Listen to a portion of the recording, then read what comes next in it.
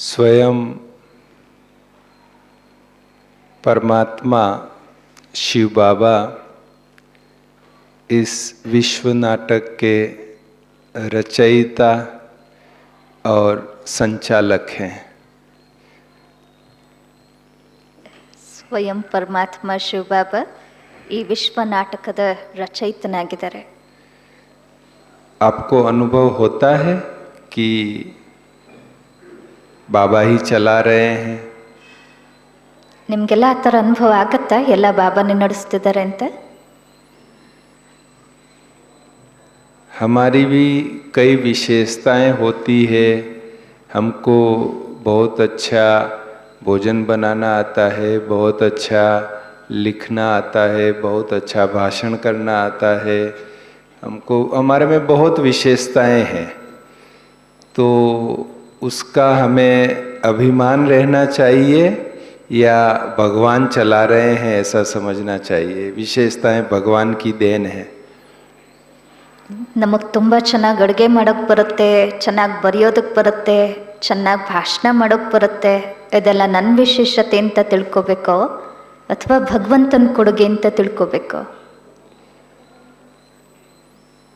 कभी कभी ऐसा लगता है कि मैंने किया,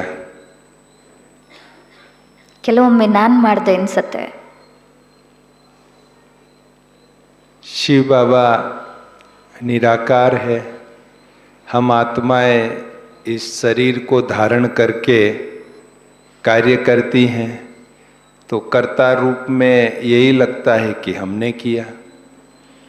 ಶಿವಬಾಬಾ ಏನೋ ನಿರಾಕಾರ, ಆದರೆ ನಾವೆಲ್ಲ ಆತ್ಮಗಳು ಈ ಶರೀರ ಧಾರಣೆ ಮಾಡಿಕೊಂಡು ಕಾರ್ಯ ಮಾಡ್ತೀವಿ, ಆದ್ದರಿಂದ ನಾನು ಮಾಡಿದೆ ಅಂತ ಅನ್ಸತ್ತೆ। निराकार कैसे करेगा, इसलिए भी ऐसा लगता है कि हमने किया। ನಿರಾಕಾರ ಹೆಂಗೆ ಕೆಲಸ ಮಾಡ್ತಾರೆ, ಆದ್ದರಿಂದ ನಾನು ಮಾಡಿದೆ ಅಂತ ಅನ್ಸತ್ತೆ। तो क्या कहेंगे, हमने किया या बाबा ने कराया?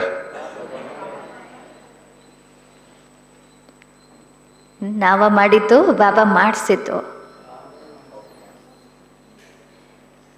ये जब मुरली क्लास में बैठते हैं, मुरली सुनते हैं, उस समय तो ऐसा लगता है कि बाबा ने कराया, लेकिन जब दुनिया में होते हैं, घर में होते हैं, परिवार में होते हैं, तब कहते हैं मैंने ये किया, मैंने ये किया, मैंने ये किया। ಮುರಳಿಲಿ ಕೂತ್ಕೊಂಡಾಗ ಅನ್ಸತ್ತೆ ಎಲ್ಲ ಬಾಬಾನೇ ಮಾಡಿಸ್ತಿರೋದು ಅಂತ, ಆದರೆ ಇಡೀ ದಿನ ಕೆಲಸ ಕಾರ್ಯಗಳಲ್ಲಿರುವಾಗ, ಮನೇಲಿರುವಾಗ ಏನು ಅನ್ನಿಸ್ತಿರತ್ತೆ ಅಂದರೆ ಇದನ್ನು ನಾನು ಮಾಡಿದೆ, ಇದು ಮಾಡಿದ್ದು ನಾನು, ಇದು ನಾನು ಮಾಡಿದ್ದು। प्रैक्टिकल में क्या होता है? ಪ್ರಾಕ್ಟಿಕಲ್ ಆಗಿ ಆಗ್ತಿರೋದೇನು?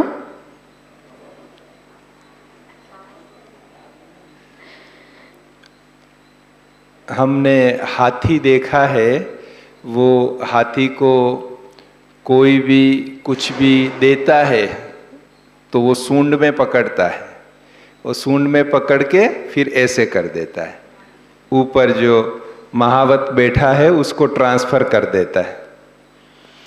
ನಾವು ಆನೆ ನೋಡಿದ್ದೀವಿ, ಅದರ ಸೊಂಡ್ಲಗೆ ಏನೇ ಕೊಟ್ರು ಮೇಲೆ ಮಾವುತಂಗದನ್ನು ಟ್ರಾನ್ಸ್ಫರ್ ಮಾಡಿಬಿಡುತ್ತೆ।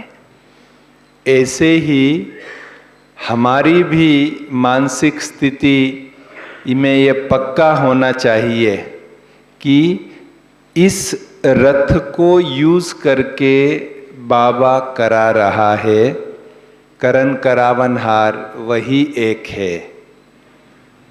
ಅದೇ ಥರ ನಮಗೂ ಪಕ್ಕಾ ಆಗ್ಬಿಡ್ಬೇಕು, ಈ ರಥನ ಉಪಯೋಗಿಸ್ಕೊಂಡು ಎಲ್ಲ ಮಾಡಿಸ್ತಿರೋದು, ಮಾಡೋದು ಎಲ್ಲ ಬಾಬೋರು।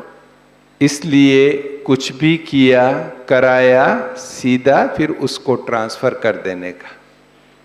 ಆದ್ದರಿಂದ ಏನು ಮಾಡಿದ್ರು, ಏನನ್ನೇ ಮಾಡಿಸಿದ್ರು, ಸೀದಾ ಮೇಲೆ ಟ್ರಾನ್ಸ್ಫರ್ ಮಾಡಿಬಿಡ್ಬೇಕು।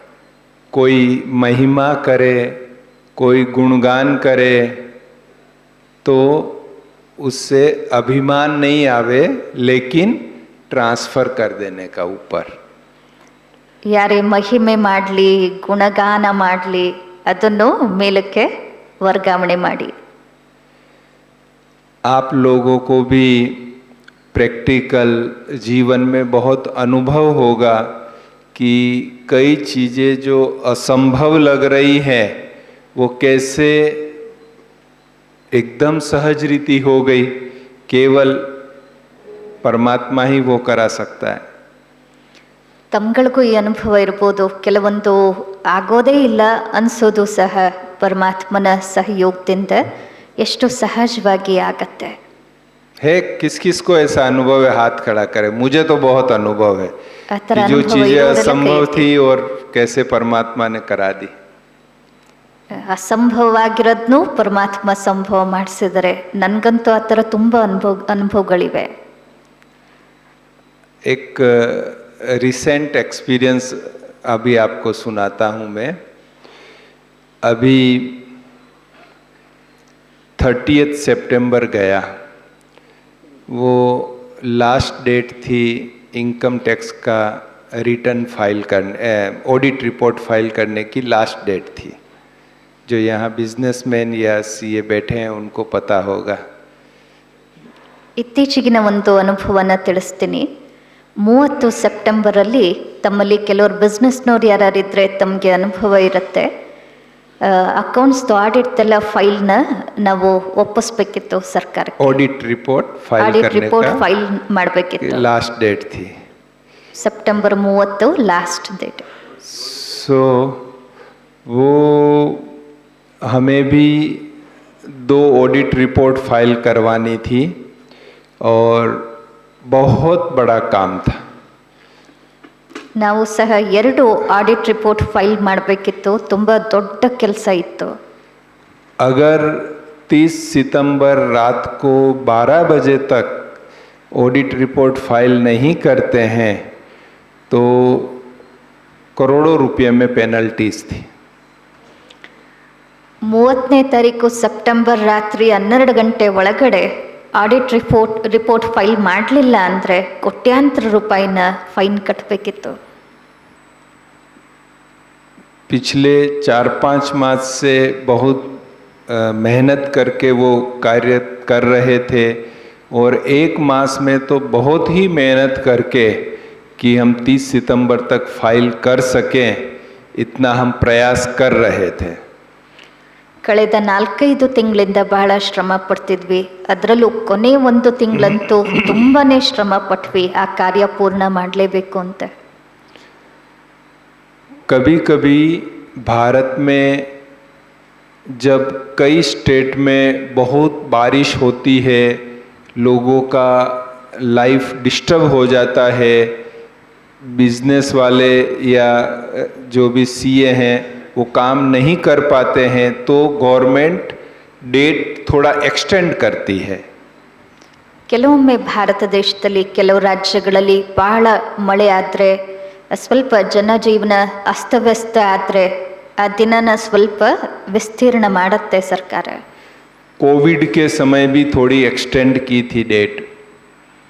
ಕೋವಿಡ್ ಸಮಯದಲ್ಲೂ ಸ್ವಲ್ಪ ಡೇಟ್ ಎಕ್ಸ್ಟೆಂಡ್ ಮಾಡಿದ್ರು. या कोई बहुत बड़ा भूकंप आ जाता है और लोग काम नहीं कर सकते हैं कितने ही दिनों तक, तब थोड़ी डेट और एक्सटेंड करते हैं। ಅಥವಾ ಭೂಕಂಪ ಏನಾರ ಆಗಿ ಜನ ಕೆಲಸ ಮಾಡೋದಕ್ಕೆ ಆಗ್ತಿಲ್ಲ ಅಂದರೂ ಆ ಡೇಟ್ನ ಎಕ್ಸ್ಟೆಂಡ್ ಮಾಡ್ತಾರೆ.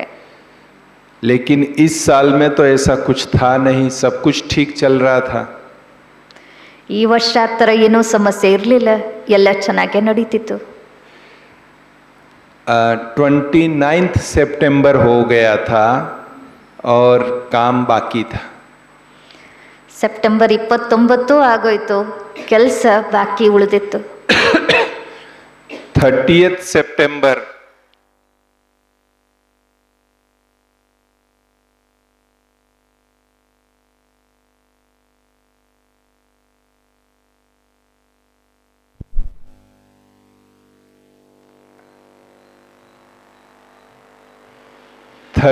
सितंबर मतलब it was just 24 hour remaining, 24 घंटा बाकी था और दोनों ही ऑडिट रिपोर्ट बाकी थी।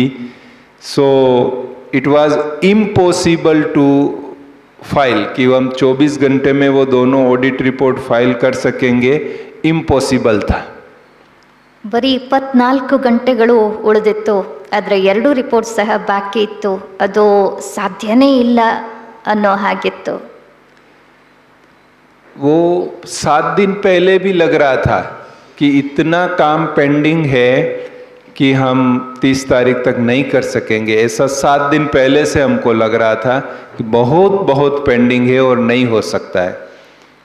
30 ದಿನದ ಮೊದಲಿಂದಾನೇ ನಮ್ಗೆ ಅನ್ನಿಸ್ತಿತ್ತು ಭಾಳ ಪೆಂಡಿಂಗ್ ಕೆಲಸಗಳಿವೆ, ಇದು 30 ಸೆಪ್ಟೆಂಬರ್ವರೆಗೆ ಆಗೋದೇ ಇಲ್ಲ ಅಂತ ಅನಿಸಿತ್ತು. हमने बाबा को रिक्वेस्ट किया कि बाबा कोई चमत्कार करो और डेट एक्सटेंड कर दो, ये काम नहीं हो सकता 30 तारीख तक. ನಾನು ಬಾಬಾವ್ರಿಗೆ ಹೇಳಿದೆ, ಬಾಬಾ ಏನಾದರೂ ಚಮತ್ಕಾರ ಮಾಡಿ ಈ ಡೇಟ್ ಎಕ್ಸ್ಟೆಂಡ್ ಮಾಡಿಸಿ, 30 ದಿನದಲ್ಲಂತೂ ಈ ಕೆಲಸ ಆಗೋದೇ ಇಲ್ಲ ಅಂತ. वो 1 वीक पहले ही रिक्वेस्ट किया बाबा को. 1 ವಾರಕ್ಕೆ ಮೊದಲು ಬಾಬಾವ್ರ ಹತ್ರ ರಿಕ್ವೆಸ್ಟ್ ಮಾಡಿದೆ. 29th को भी जब देखा न तो डेट एक्सटेंड हुआ न काम पूरा हुआ, उस समय हमारे मन की क्या स्थिति है आप सोच सकते हैं. करोड़ों रुपए की पेनल्टीज थी. 29ನೇ ತಾರೀಕು ಸಹ ನೋಡಿದ್ವಿ, ಡೇಟ್ ಎಕ್ಸ್ಟೆಂಡ್ ಆಗಲಿಲ್ಲ, ಏನೂ ಬದಲಾವಣೆಗಳು ಕಾಣಿಸ್ಲಿಲ್ಲ. ನನ್ನ ಮನಸ್ಸಿನ ಸ್ಥಿತಿ ಆಗ ಹೇಗಿರ್ಬೋದು ಅನ್ನೋದನ್ನ ತಾವು ಯೋಚನೆ ಮಾಡ್ಬೋದು. ಯಾಕಂದರೆ ಕೋಟ್ಯಾಂತರ ರೂಪಾಯಿ ಫೈನ್ ಕಟ್ಟಬೇಕಾಗತ್ತೆ. एक एक घंटा पास हो रहा था और यहाँ पे प्रेशर बढ़ता जा रहा था. ಒಂದೊಂದು ಗಂಟೆ ಕಳೀತ ಇಲ್ಲಿ ಮನಸ್ಸಲ್ಲಿ ನನಗೆ ಪ್ರೆಷರ್ ಜಾಸ್ತಿ ಆಗ್ತಿತ್ತು. 29 हम रात को लेट नाइट तक भी वो पूरा करने का काम कर रहे थे. 29ನೇ ತಡರಾತ್ರಿವರೆಗೂ ನಾವು ಆ ಕೆಲಸ ಪೂರ್ಣ ಮಾಡೋದಕ್ಕೆ ನೋಡ್ತಿದ್ವಿ. रात को 11:30 बजे गवर्नमेंट का सर्कुलर आया ट्विटर पर, एक्स पर, कि 7 दिन के लिए डेट बढ़ गई है. ರಾತ್ರಿ 12 ಗಂಟೆಗೆ ಟ್ವಿಟರಲ್ಲಿ ಬಂತು, 1 ವಾರಕ್ಕೆ ಡೇಟ್ ಎಕ್ಸ್ಟೆಂಡ್ ಆಗಿದೆ ಅಂತ. मतलब जिसका कोई कारण नहीं था डेट बढ़ने का, न कोई परिस्थिति थी, न किसी भी प्रकार से कोई संभावना थी, न किसी ने डिमांड की थी डेट बढ़ाने की. ಅಲ್ಲಿ ಡೇಟ್ ಎಕ್ಸ್ಟೆಂಡ್ ಆಗೋದಕ್ಕೇನೂ ಕಾರಣವೇ ಇರಲಿಲ್ಲ. ಆ ಥರ ಯಾವುದೇ ಪರಿಸ್ಥಿತಿಗಳು ಇರಲಿಲ್ಲ, ಯಾರು ಡಿಮ್ಯಾಂಡ್ ಸಹ ಮಾಡಿರಲಿಲ್ಲ, ಕಾರಣನೇ ಇರಲಿಲ್ಲ. नॉर्मली जब बहुत ऐसी कोई बात होती है तो जो हमारे सीए एसोसिएशन है, सीए इंस्टीट्यूट है, वो गवर्नमेंट से डिमांड करते हैं कि डेट बढ़ाओ डेट बढ़ाओ. वो सब लेटर लिखते हैं, ये करते हैं. इस बार एक भी व्यक्ति ने गवर्नमेंट को नहीं लिखा डेट बढ़ाने के लिए. ಸಾಮಾನ್ಯವಾಗಿ ಆ ಥರ ಏನಾದರೂ ಪರಿಸ್ಥಿತಿ ಇದ್ದರೆ ನಮ್ಮ ಸಿ ಎ ಅಸೋಸಿಯೇಷನ್ ಅಥವಾ ಇನ್ಸ್ಟಿಟ್ಯೂಷನ್ನಿಂದ ಸರ್ಕಾರದವ್ರ ಮುಂದೆ ಬೇಡಿಕೆ ಸಲ್ಲಿಸ್ತಾರೆ, ಸ್ವಲ್ಪ ಡೇಟ್ನ ಹೆಚ್ಚಿಸಿ ಅಂತ. ಆದರೆ ಯಾರೊಬ್ಬರು ಆ ರೀತಿ ಸರ್ಕಾರದ ಹತ್ರ ರಿಕ್ವೆಸ್ಟ್ ಮಾಡೂ ಇರಲಿಲ್ಲ. हमारा काम पेंडिंग था, लेकिन हमने सरकार को नहीं लिखा, हमने बाबा को लिखा. ನಮ್ಮ ಕೆಲಸ ಪೆಂಡಿಂಗ್ ಉಳಿದಿತ್ತು, ಆದರೆ ನಾವು ಸರ್ಕಾರಕ್ಕೆ ಬರೀಲಿಲ್ಲ, ಬಾಬಾವ್ರಿಗೆ ಬರೆದ್ವಿ. और आप कमाल देखिए कि 29th रात को 11:30 बजे डेट बढ़ गई. किसने बोला, किसने उनके माइंड में फिट किया, आपको पता है. ಆದರೆ ಚಮತ್ಕಾರ ನೋಡಿ, 29ನೇ ತಾರೀಕು ಮಧ್ಯರಾತ್ರಿ 12:30 ಅದು ದಿನಾಂಕವನ್ನು ಹೆಚ್ಚಿಸಲಾಯಿತು. ಯಾರು ಅವ್ರಿಗೆ ಬುದ್ಧಿನಲ್ಲಿ ಆ ರೀತಿ ತುಂಬಿಸಿದ್ದು? बाबा ಅವ್ರದ್ದು ಕೆಲಸ ತಾನೇ ಇದು. मैं ट्विटर देख रहा था तो जब वो डेट बढ़ने का नोटिफिकेशन उसमें आया ट्विटर में, तो लोग लिख रहे थे कि हमारा तो सब काम हो गया, फिर डेट क्यों बढ़ाई, किसने बोला था डेट बढ़ाने के लिए, अभी डेट क्यों बढ़ाई, ऐसा लोग लिख रहे थे उसमें. ಟ್ವಿಟರಲ್ಲಿ ನಾನು ನೋಡ್ತಾ ಇದ್ದೆ, ಕೆಲವರೆಲ್ಲ ಅದರಲ್ಲಿ ಕಾಮೆಂಟ್ಸ್ ಕೊಡ್ತಾಯಿದ್ರು, ಯಾರು ನಮ್ಮದೆಲ್ಲ ಕೆಲಸ ಮುಗ್ದೋಗಿತ್ತು, ನೀವು ಯಾಕೆ ದಿನಾಂಕನ ಮುಂದೂಡ್ತಿದ್ದೀರಾ, ಯಾರು ಕೇಳಿದ್ರು ಅಂತೆಲ್ಲ ಆಗ್ತಾಯಿದ್ರು.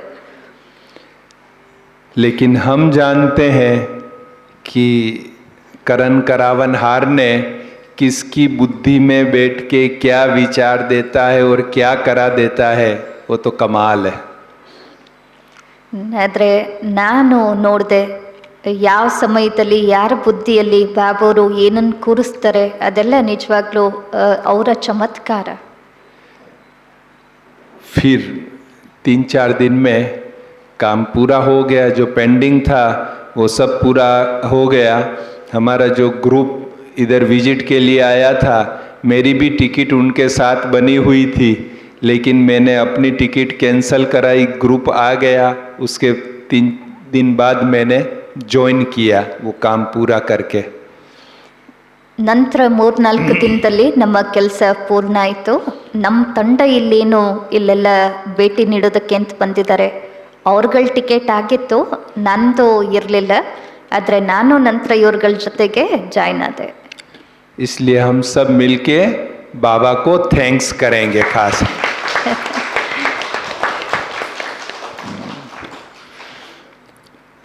मेरी लाइफ में ऐसे बाबा के साथ के इतने अनुभव हैं जो बहुत क्लियर लगता है कि कैसे निराकार परमात्मा आकर यहाँ भी सब कार्य करता है।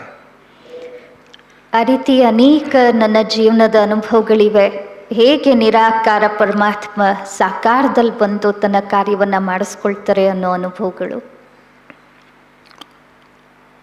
गीता में एक श्लोक है, जब मैं गीता बहुत पढ़ता था तो वो श्लोक पढ़कर उसको समझकर मैं भगवान पर समर्पित हो गया था। ಗೀತೆಯಲ್ಲಿ ಒಂದು ಶ್ಲೋಕ ಇದೆ. ಮೊದಲು ನಾನು ಬಹಳ ಗೀತೆಯನ್ನು ಓದುತ್ತಿದ್ದೆ. ಅದರಲ್ಲಿ ಒಂದು ಶ್ಲೋಕನ ಓದಿ ಅರ್ಥ ಮಾಡಿಕೊಂಡು ನಾನು ಭಗವಂತನಿಗೆ ಸಮರ್ಪಿತ ಆದೆ. वो श्लोक है, अनन्यस चिंतयन्तो माम ये जना पर्युपास्ते तेषाम नित्याभियुक्ता नाम योगक्षेम वहाम्यहम। उसका अर्थ है, भगवान कह रहे हैं कि जो अनन्य भाव से मेरा चिंतन करता है उसकी समस्त जवाबदारी मेरे ऊपर है। मैं उसका योगक्षेम वहन करता हूँ। योगक्षेम का अर्थ है अप्राप्ति की प्राप्ति करना और प्राप्ति की रक्षा करना। ಯೋಗಕ್ಷೇಮಂ ವಹಾಮ್ಯಹಂ ಅನ್ನೋ ಒಂದು ಶ್ಲೋಕ ಏನಿದೆ, ಯಾರು ಅನನ್ಯ ಮನಸ್ಸಿನಿಂದ ನನ್ನನ್ನು ನೆನಪು ಮಾಡ್ತಾರೆ ಅವರ ಪೂರ್ಣ ಯೋಗಕ್ಷೇಮವನ್ನು ನಾನು ನೋಡ್ಕೊಳ್ತೀನಿ ಅಂತ ಭಗವಂತ ಹೇಳ್ತಾರೆ. ಯೋಗಕ್ಷೇಮ ಅಂದರೆ ಅವರ ಎಲ್ಲ ಒಳ್ಳೆಯದನ್ನು ನಾನು ಮಾಡ್ತೀನಿ ಅನ್ನೋ ಒಂದು ಶ್ಲೋಕ. तो शर्त एक है भगवान की, जो अनन्य भाव से मेरा चिंतन करता है, यानी कि जो परमात्मा की निरंतर याद में रहता है उसकी समस्त जवाबदारी भगवान के ऊपर है। ಯಾರು ಅನನ್ಯ ಮನಸ್ಸಿನಿಂದ ನನ್ನನ್ನು ನೆನಪು ಮಾಡ್ತಾರೆ ಅವರ ಪೂರ್ಣ ಜವಾಬ್ದಾರಿ ಭಗವಂತನ ಮೇಲಿದೆ ಅನ್ನೋದು ಆ ಶ್ಲೋಕದ ಅರ್ಥ. अगर आप निरंतर बाबा की याद में हैं तो आपका लौकिक अलौकिक कोई भी कार्य है, आप केवल उसे सौंप दीजिए और वो कराएगा। ಒಂದು ವೇಳೆ ತಾವು ನಿರಂತರವಾಗಿ ಬಾಬೋರ ನೆನಪಲ್ಲಿದ್ದೀರಾ ಅಂದರೆ ಅದು ನಿಮ್ಮ ಲೌಕಿಕ ಕಾರ್ಯ ಆಗಿರಲಿ ಅಲೌಕಿಕ ಕಾರ್ಯ ಆಗಿರಲಿ ಅದೆಲ್ಲವನ್ನು ಬಾಬಾ ಮಾಡಿಸ್ತಾರೆ. मुरली में आया था कि जो निरंतर बाबा को याद करता है उसके सोचने का कार्य भी बाबा करता है। ಒಂದು ಸಾಕಾರ ಮುರಳಿಯ ಮಹಾವಾಕ್ಯ ಇದು. ಯಾರು ನಿರಂತರವಾಗಿ ತಂದೆ ನೆನಪು ಮಾಡ್ತಾರೋ ಅವರ ಯೋಚನೆ ಮಾಡೋ ಕೆಲಸನೂ ಸಹ ಪರಮಾತ್ಮನೇ ಮಾಡ್ತಾರೆ. तो हमें क्या करना है, केवल उसको निरंतर याद करना है, बाकी सब कुछ वो करेगा। ಅಂದಮೇಲೆ ನಾವು ಮಾಡಬೇಕಿರೋದೇನು, ಕೇವಲ ನಿರಂತರವಾಗಿ ತಂದೆ ನೆನಪು ಮಾಡಬೇಕು, ಇನ್ನುಳಿದದ್ದೆಲ್ಲ ಅವ್ರು ಮಾಡ್ಕೋತಾರೆ. कभी ये अभिमान नहीं आना चाहिए कि ये मैंने किया। करण करावनहार वो है। ನಾನು ಮಾಡಿದೆ ಅನ್ನೋ ಅಭಿಮಾನ ಎಂದೂ ಬರಬಾರ್ದು. ಮಾಡ್ತಿರೋರು ಮಾಡಿಸ್ತಿರೋರು ಎಲ್ಲ ಬಾಬಾನೇ. महाभारत में एक कहानी आती है कि जब पांडव जीत गए थे, वो हस्तिनापुर में राज्य कर रहे थे, तो थोड़े दिनों के बाद उनका आपस में एक चर्चा हुई कि हम 5 भाइयों में से सबसे बलवान कौन। ಮಹಾಭಾರತದ ಒಂದು ದೃಷ್ಟಾಂತ ಇದೆ. ಅವರು ಎಲ್ಲ ಯುದ್ಧ ನಡೀತು, ಗೆದ್ದಿದ್ದಾಯಿತು, ಹಸ್ತಿನಾಪುರದಲ್ಲಿ ಅವರ ರಾಜ್ಯನೂ ನಡೀತಿದೆ. ಆಗ ನಾವು 5 ಜನರಲ್ಲಿ ಎಲ್ರಿಗಿಂತ ಶಕ್ತಿಶಾಲಿ ಯಾರು ಅನ್ನೋ ಒಂದು ಚರ್ಚೆ ಶುರುವಾಯಿತು. हर एक भाई कहता था कि मैं ज़्यादा बलवान हूँ, अर्जुन कहे मैं ज़्यादा बलवान हूँ, भीम कहे मैं ज़्यादा बलवान हूँ। तो थोड़ा डिस्प्यूट हो गया भाइयों के बीच में कि कौन ज़्यादा बलवान। तो फिर सोचा कि अच्छा एक हम निशानी बनाते हैं, मतलब एक यार्ड स्टिक जिसको कहते हैं ना, पैमाना बनाते हैं कि जिसने सबसे ज़्यादा कौरव सेना को मारा उसको हम बलवान कहेंगे। 5 ಜನರಲ್ಲೂ ಸ್ವಲ್ಪ ಜಗಳನೇ ಶುರುವಾಗೋಯ್ತು. ಅರ್ಜುನ ಹೇಳ್ತಾನೆ ನಾನು ಬಲಶಾಲಿ ಅಂತ, ಭೀಮ ಹೇಳ್ತಾನೆ ನಾನು ಬಲಶಾಲಿ ಅಂತ. ಹೀಗೆ ಜಗಳನೇ ಶುರುವಾಗೋಯ್ತು. ಆಗ ಅವರೊಂದು ನಿರ್ಧಾರ ಏನು ಮಾಡಿದ್ರು ಅಂದರೆ, ಈಗ ಶಕ್ತಿನ ಹೇಗೆ ಗುರ್ತಿಸೋದು, ಅದಕ್ಕೊಂದು ಮಾಪನದಂಡ ಬೇಕಲ್ಲ. ಯಾರು ಹೆಚ್ಚು ಜನ ಕೌರವರನ್ನ ಕೊಂದ್ರೋ ಅವರು ಬಲಶಾಲಿ ಅಂತ ಲೆಕ್ಕ ಹಾಕೋಣ ಅಂತ ಮಾಪದಂಡ ಮಾಡಿದ್ರು. अब ये बात आई कि कौन कहेगा कि किसने सबसे ज़्यादा कौरव सेना को मारा। अर्जुन कहता है मेरे एक बाण से इतने मर गए, भीम बोला मेरी एक गदा से इतने मर गए, वो बोला मेरी तलवार से इतने मर गए। वो फिर डिस्प्यूट हो गया कि अभी ये फैसला कौन करे कि किसने सबसे ज़्यादा कौरव सेना को मारा। ನಂತರ ಅದರಲ್ಲೂ ಏನು ಒಂದು ಜಗಳ ಶುರುವಾಗೋಯ್ತು ಅಂದರೆ, ಅರ್ಜುನ ಹೇಳ್ತಾನೆ ನನ್ನ ಒಂದು ಬಾಣದಿಂದ ಎಷ್ಟು ಜನ ಕೌರವರು ಸತ್ರು ಅಂತ. ಭೀಮ ಹೇಳ್ತಾನೆ ನನ್ನ ಒಂದು ಗದೆಯಿಂದ ಎಷ್ಟು ಜನ ಕೌರವರು ಸತ್ರು ಅಂತ. ಇನ್ನೊಬ್ಬ ಹೇಳ್ತಾನೆ ನನ್ನ ಕತ್ತಿಯಿಂದ ಎಷ್ಟು ಜನ ಸತ್ರು ಅಂತ. ಈಗ ಅದನ್ನು ಹೆಂಗೆ ಕಂಡುಹಿಡಿಯೋದು, ಎಷ್ಟು ಜನ ಕೌರವರು ಸತ್ತಿದ್ದಾರೆ ಅಂತ. फिर सबने सोचा कि आपस में चर्चा करने से कोई मतलब नहीं है, ऐसा करते हैं कि कृष्ण को पूछते हैं। तो दूसरे भाई बोले कि कृष्ण तो अर्जुन के रथ पर थे, तो अर्जुन ने कितना मारा वो कृष्ण को पता है, हमने कितना मारा वो कैसे पता कृष्ण को। फिर डिस्प्यूट हो गया। ನಂತರ ಯಾರೋ ಹೇಳಿದ್ರು ಈ ವಾದದಿಂದ ಏನೂ ಪ್ರಯೋಜನ ಇಲ್ಲ, ಒಂದು ಕೆಲಸ ಮಾಡೋಣ, ಕೃಷ್ಣನ್ ಕರೆಯೋಣ, ಅವನನ್ನು ಕೇಳೋಣ ಅಂತ. ಅದಕ್ಕೂ ಇನ್ನೊಬ್ರು ಹೇಳಿದ್ರು ಕೃಷ್ಣ ಇದ್ದಿದ್ದು ಅರ್ಜುನ ರಥದಲ್ಲಿ, ಅರ್ಜುನ ಎಷ್ಟು ಜನ ಕೌರವರನ್ನು ಕೊಂದ್ರು ಅನ್ನೋದು ಮಾತ್ರ ಅವನಿಗೆ ಗೊತ್ತಿರುತ್ತೆ, ನಾವೆಲ್ಲ ಎಷ್ಟು ಜನ ಕೌರವರನ್ನು ಸಾಯಿಸಿದ್ದೀವಿ ಅನ್ನೋದು ಕೃಷ್ಣಂಗೆ ಹೆಂಗೆ ಗೊತ್ತಾಗಬೇಕು, ಆದ್ದರಿಂದ ಅದು ಪ್ರಯೋಜನ ಆಗಲ್ಲ ಅಂತ ಹೇಳಿದ್ರು. कृष्ण तो अर्जुन का दोस्त है, तो कृष्ण तो अर्जुन का ही नाम ले लेगा, फेवर कर लेगा, इसलिए कोई न्यूट्रल व्यक्ति चाहिए। ಕೃಷ್ಣ ಅರ್ಜುನನ ಸ್ನೇಹಿತ ಆಗಿದ್ದರಿಂದ ಅವನು ಅರ್ಜುನನ ಕಡೆಗೆ ವಹಿಸ್ಕೊಳ್ತಾನೆ. ಆದ್ದರಿಂದ ಯಾರಾದರೂ ತಟಸ್ಥ ವ್ಯಕ್ತಿ ಬೇಕು ಸರಿಯಾದ ನಿರ್ಧಾರ ಕೊಡೋಕ್ಕೆ. फिर उनको याद आया कि हनुमान वो हमारी ध्वजा पर बैठा हुआ था और उसने पूरा युद्ध ऊपर से बैठकर पूरा युद्ध देखा है और वो न्यूट्रल भी है, तो चलो उसके पास, वो फैसला करेगा कि किसने सबसे ज़्यादा कौरवों को मारा।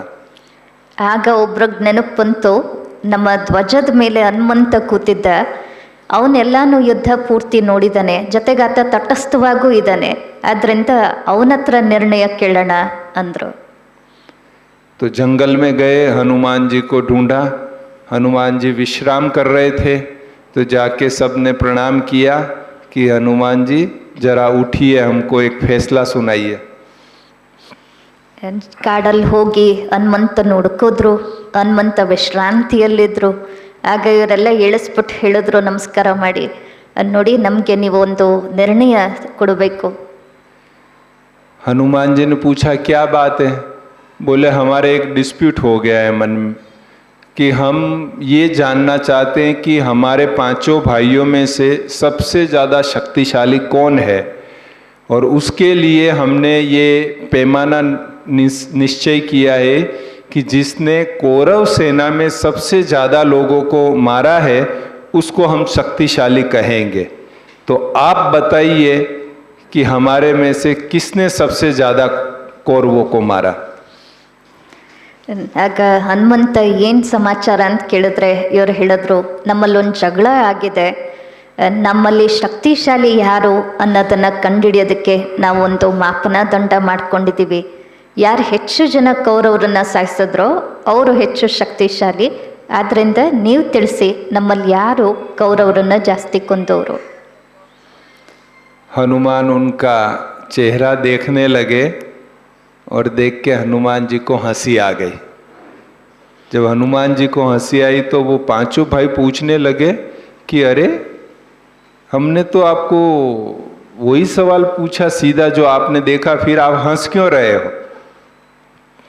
ಹನುಮಂತ ಅವರೆಲ್ಲರ ಮುಖ ನೋಡಿ ನಗು ಬಂದ್ಬಿಡ್ತು, ನಗಕ್ಕೆ ಶುರು ಮಾಡಿದ್ರು. ಆಗ ಇವ್ರು ಕೇಳಿದ್ರಂತೆ, ಅಲ್ಲ ನಾವು ನಮ್ಮ ಮನಸ್ಸನ್ನ ಪ್ರಶ್ನೆ ಕೇಳಿದ್ರೆ ನೇರವಾದ ಪ್ರಶ್ನೆ ಇದು, ಶಕ್ತಿಶಾಲಿ ಯಾರು, ಆದರೆ ನೀವ್ಯಾಕೆ ನಗ್ತಿದ್ದೀರ? तो हनुमान जी ने बोला कि आप लोग ये सोच रहे हो कि आपने कौरवों को मारा, मैंने जो देखा, मैंने तो देखा था कि आगे आगे एक स्वदर्शन चक्र जा रहा था और वही सबको मार रहा था, आप तो खड़े थे केवल, आपने तो कुछ नहीं किया। ಆಗ ಹನುಮಂತ ಹೇಳಿದ್ರಂತೆ, ನೀವೆಲ್ಲ ನಾವು ಕೌರವರನ್ನ ಕೊಂದ್ವಿ ಅಂತ ತಿಳ್ಕೊಂಡಿದ್ದೀರಾ, ಆದರೆ ನಾನು ನೋಡಿದ್ದೇನು ಅಂದರೆ ಮುಂದೆ ಒಂದು ಚಕ್ರ ಹೋಗ್ತಾ ಇತ್ತು, ನೀವುಗಳೆಲ್ಲ ಸುಮ್ಮನೆ ನಿಂತಿದ್ರಿ, ನೀವು ಯಾರು ಏನೂ ಮಾಡೇ ಇಲ್ಲ. तब पांडवों को एहसास हुआ कि अरे कृष्ण ने तो गीता में पहले ही कहा था कि ये सब तो मरे पड़े हैं, तुम्हें केवल निमित्त बनना है। ಆಗ ಪಾಂಡವರಿಗೆ ಅನುಭೂತಿ ಆಯಿತು, ಗೀತೆಯಲ್ಲಂತೂ ಮೊದಲೇ ಹೇಳಾಗಿತ್ತು, ನೀವೆಲ್ಲ ಇವರೆಲ್ಲ ಮೊದಲೇ ಸತ್ತು ಹೋಗಿದ್ದಾರೆ, ನೀವು ನಿಮಿತ್ತ ಮಾತ್ರ. सो हमें ये पता होना चाहिए कि वास्तव में हम कुछ नहीं करते हैं, वो करावन हार जो परमात्मा है वो इस रथ का सहारा लेकर इस रथ को निमित्त बनाकर करा लेता है. ನಮಗೆ ಸದಾ ನೆನಪಿರಬೇಕು, ಕರ್ತೃ ಕರ್ತಾರ ಎಲ್ಲ ಬಾಬೋರೇನೆ, ಅವರು ನಮ್ಮನ್ನು ನಿಮಿತ್ತ ಆಧಾರ ಮಾಡಿಕೊಂಡು ತನ್ನ ಕೆಲಸವನ್ನು ಮಾಡಿಸ್ತಿದ್ದಾರೆ ಅಷ್ಟೇ. मैं तो ये मानता हूँ कि अगर हम ऐसा कहते हैं कि ये मैंने किया तो ये भी पाप है. ನಾನು ಇದನ್ನು ಮಾಡಿದೆ ಅಂತ ಹೇಳಿದ್ರೂ ಸಹ ಅದು ಪಾಪ ಅಂತ ನಾನು ತಿಳ್ಕೊತೀನಿ. केवल भगवान ने हमारे से कराकर हमारा भाग्य बनाया है, ये सोचकर खुश होना चाहिए. ಭಗವಂತ ನಮ್ಮನ್ನು ಇದಕ್ಕೆ ನಿಮಿತ್ತ ಮಾಡಿ ನಮ್ಮ ಭಾಗ್ಯ ಮಾಡಿಸ್ತಿದ್ದಾರೆ ಅಂತ ಯೋಚನೆ ಮಾಡಿ ನಾವು ಖುಷಿ ಪಡಬೇಕು. हम निमित्त बने, यही हमारा सबसे बड़ा सौभाग्य है. ನಾವು ನಿಮಿತ್ತ ಆಗಿದ್ದೀವಲ್ಲ, ಇದೇ ನಮ್ಮ ಎಲ್ಲದಕ್ಕಿಂತ ದೊಡ್ಡ ಸೌಭಾಗ್ಯ.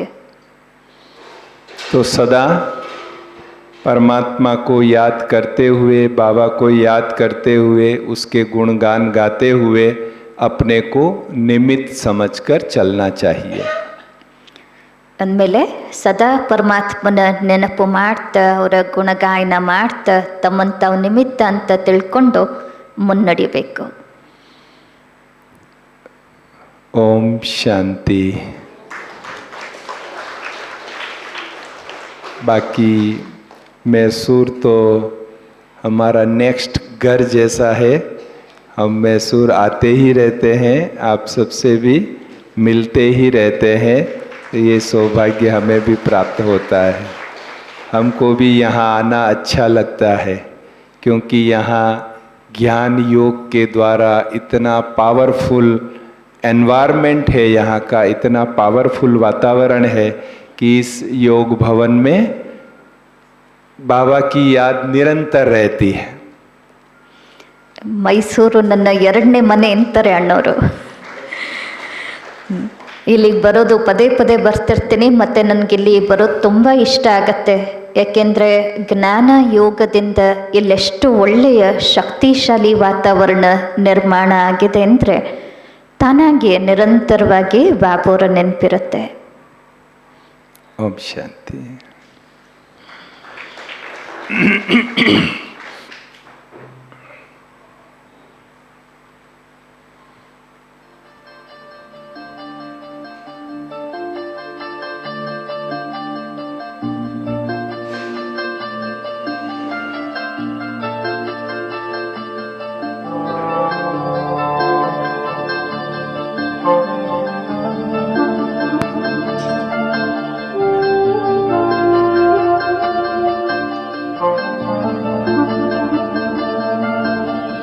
झलक तुम्हारी ओ प्यारे भगवन,